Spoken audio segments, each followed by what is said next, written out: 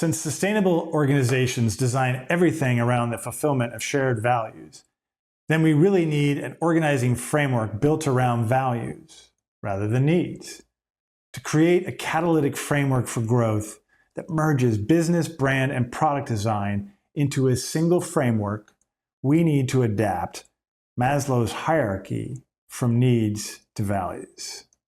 Introducing the hierarchy of organizational values, a catalytic framework for cross-disciplinary growth. Our hierarchy is built on 4 different types of values because here's the tricky thing about values. They mean a lot of things. A value is the monetary worth of something. That diamond has a market value of $10,000. A value is a fair return for goods, services, or money in an exchange. At that price, the product is a great value. Value is something's relative worth, utility, or importance. I value my elders and hold them in high regard. A value is something like a principle or quality that is intrinsically desirable. Cleanliness is a value next to godliness. In business, in fact, all of those may apply. To pitch your product, you need to present something that is intrinsically desirable. So need to provide key product values like ease of use or faster internet, and cultural values, which create mission and value proposition. But once you're in the marketplace, you need a different set of values, measuring customer and market traction, or whether you are providing a fair return or something with a relative worth. Thus, we need 4 types of values in our hierarchy. Here's the extended version. From the bottom up, product values define our features and positioning, and cultural values provide the elements of mission and value proposition. Collectively, they are the storytelling building blocks, so called because their task is making something desirable through storytelling. They are the values of intrinsic desirability. The top 2 tiers are collectively the marketplace building blocks, the values of fair return, and they are made up of the customer values, concerned with customer acquisition and retention, and the market values, which measure market actualization and transcendence. There are only 4 of these values, but they're big ones. The task of value-centric design, in fact all of business, is honing product and cultural values to unlock customer and market values. Not only acquiring customers, but making them loyal, and not only capturing a market, but moving it. Every business operation benefits from a value-centric approach.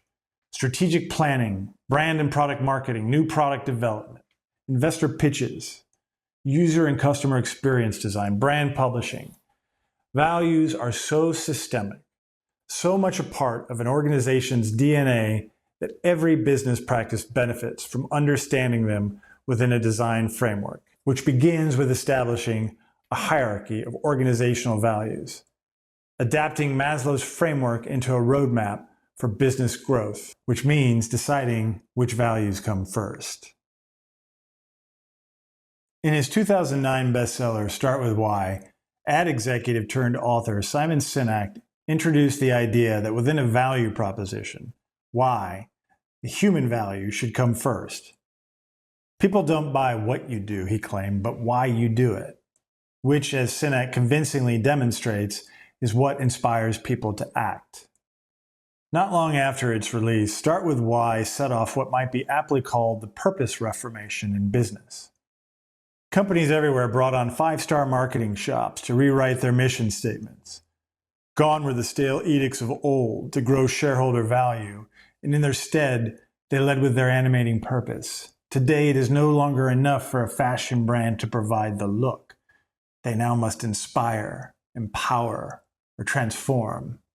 And yet, while Sinek is invariably right that why should lead the value proposition, the cultural values are only part of the organizational hierarchy. Business does not end with making a good pitch. Here's why we also need the values of fair return. A company's animating purpose may not line up with the marketplace. In the early days of the purpose reformation, many corporations took starting with why to mean they needed a social purpose, which sent corporate social responsibility, or CSR, investments through the roof, but didn't always move product that had little to do with fighting social causes. Others overshot their markets entirely. Does a soda brand really need to transform society? The reality is, fulfilling human needs with business values can be as simple as providing a frictionless interaction. And it really only matters if your product and cultural values translate into customer and market values.